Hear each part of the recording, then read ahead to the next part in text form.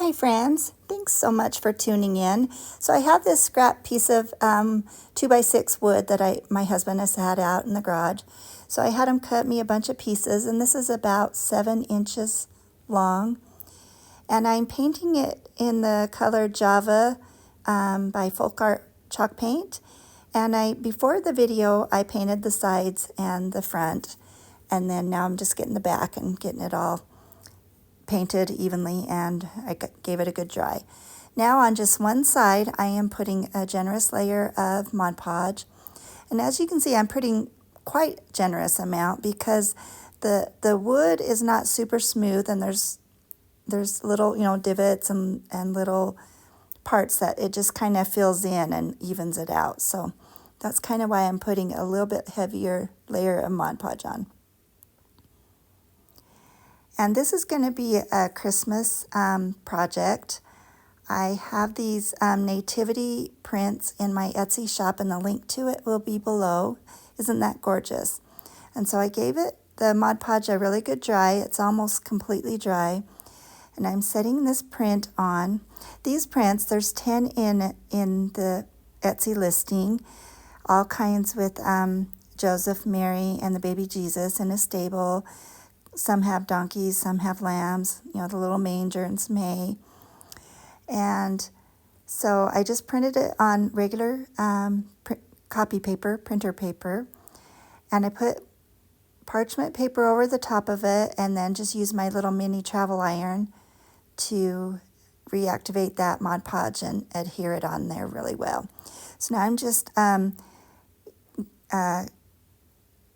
sanding all the edges and getting them all flush, and then I'm just sanding the wood just a little bit. Just kind of making it a little more weathered look and matching the front of those edges as well. And this project I'm keeping very simple. All the prints are mostly done in muted soft colors, and they will just go with any decor. And they're not your traditional bright reds and bright greens for Christmas. They're just nice, muted, really pretty pictures. So here I'm taking my twine, and I hot glued it on the back, and I go around 5 times, I believe.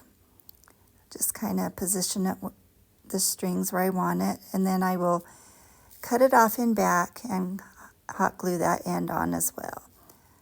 But before I do that, I just want to make sure they're all positioned really well. So I'm kind of making sure my strings are laying where I want them to lay. Then I will just put a layer of glue on the end there and make sure it's all adhered nicely on there, and just kind of spreading the strings out where I want them.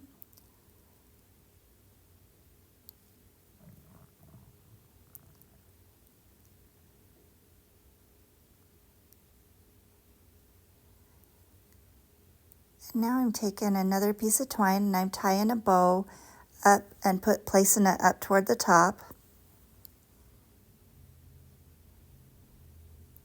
And then I will take some more of that twine and wrap around my fingers and make several loops. Probably 3 or 4 times, I believe I went around my fingers.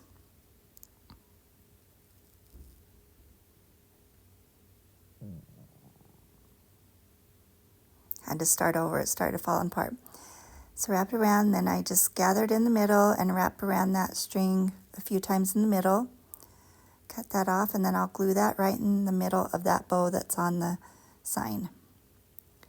Just gives it more layers, more dimension, more texture, all the things that I just love in my craft projects.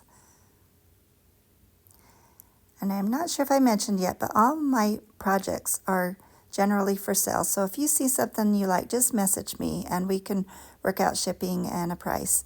Otherwise, I'm making all these projects for my fall craft shows that will be coming up in a couple months. So I had this little tag that I printed off on the computer, and it says Silent Night. So I just kind of trimmed it up the size I want and distressed the edges with Tim Holtz Distress ink. I'm just laying it kind of under that twine bow, trimming things up a little bit.